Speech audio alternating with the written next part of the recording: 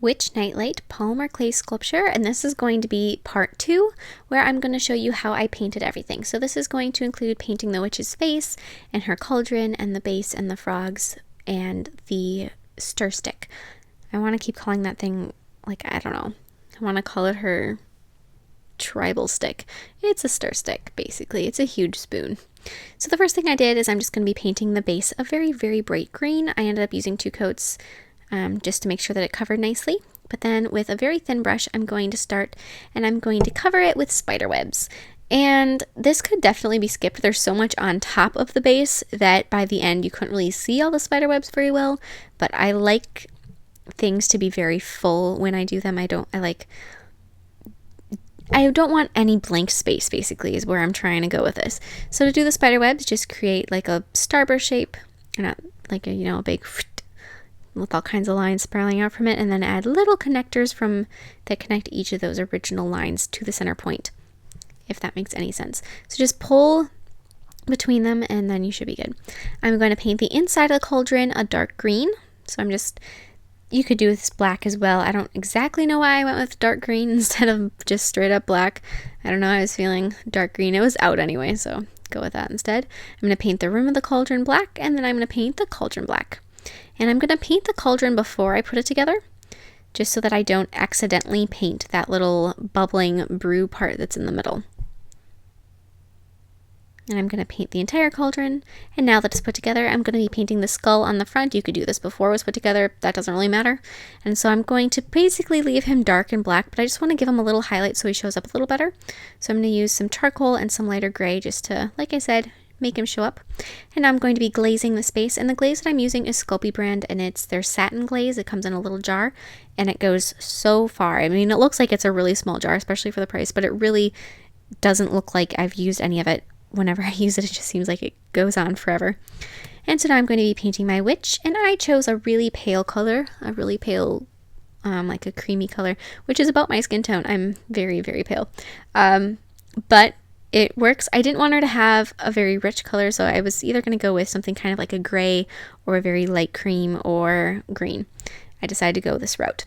And I'm going to paint her eyes. So at first I went and I just filled her eyes in with white, and then I added her iris with a few shades of green and then black, and then I'm going to be painting her eyeshadow, which I decided to go with purple.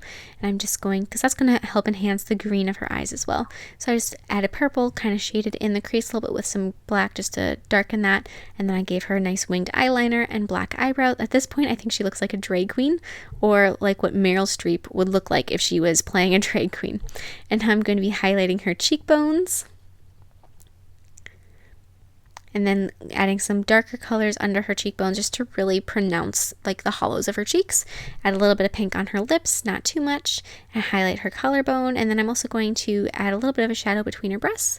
And then I'm going to be painting her gloves purple, and I just went with a really, really dark purple. And I'm going to have the dark purple, but then between the gloves I'm going to be painting with just a little black between the fingers, just to really define them. On my little froggy, I'm going to be painting each of them. There are 3 total. I'm going to paint them each a different color exactly. So the first one, this one, I'm going to be painting it like a red-eyed tree frog, which is my favorite kind of frog if you're curious. But they're very green, and I didn't want and he's going to be sitting on the cauldron, so it was okay. The other ones though that are going to be on the base, because the base is green, I didn't want them to be green as well, because I thought they'd just kind of blend in, and then what's the point of even having them? So I did one of them that was orange and one of them that was blue. This one's going to be the orange one, and I just added a little bit of red on his feet. I like their feet to be a slightly different color than the rest of them, and there are so many different colors of frogs that the other 2 I did not actually base off a real species of frog, because I figured it's a witch, it's not necessarily a realistic thing here, so it works to make your frogs whatever color you wanted. And I liked orange and green. I give them all orange feet just to kind of tie them in with that red-eyed tree frog, just so that they seemed like they went together. But other than that, and red eyes, so orange feet, red eyes. Other than that, there's really very few similarities. So this one is going to be blue. I'm just going to paint him over, and then I added a couple green spots on his back. At that point, just because it was a few spots on his back, he's not going to blend in. You're going to be able to see him. I wasn't too worried. And I also highlighted him just a pinch with some light blue paint. And then I'm going to glaze over the frogs with that same satin glaze, as well as the witch's eyes. And then I'm going to paint her stick orange and add a layer of glaze.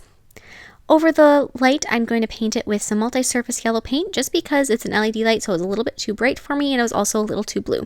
And that's it for this step. If you want to see the rest of the parts of this tutorial, then you can check the description box below for the links to those, and I will see you in my next video. Bye!